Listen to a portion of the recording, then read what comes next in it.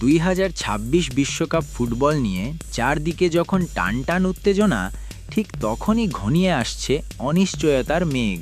প্রথমবারের মতো ৪৮টি দলের অংশগ্রহণে যুক্তরাষ্ট্র, মেক্সিকো এবং কানাডায় অনুষ্ঠিত হতে যাওয়া এই বিশ্বকাপ নিয়ে তৈরি হয়েছে নতুন এক বিতর্ক। সাবেক প্রেসিডেন্ট ডোনাল্ড ট্রাম্প গ্রিনল্যান্ড ইস্যুতে তার রাজনৈতিক হস্তক্ষেপের কারণে পুরো ইউরোপ জুড়ে বইছে ক্ষোভের জোয়ার। এর রেশ ধরে গুঞ্জন উঠেছে ইউরোপের শক্তিশালী দলগুলো হয়তো বয়কট করতে পারে 2026 বিশ্বকাপ। জার্মানির মতো দেশগুলো তো এখনই তাদের অংশগ্রহণের বিষয়টি শুধু গ্রিনল্যান্ড ইস্যু নয়, ট্রাম্পের নতুন ভিসা নীতিও অংশগ্রহণকারী দলগুলোর জন্য বড় বাধা হয়ে দাঁড়িয়েছে।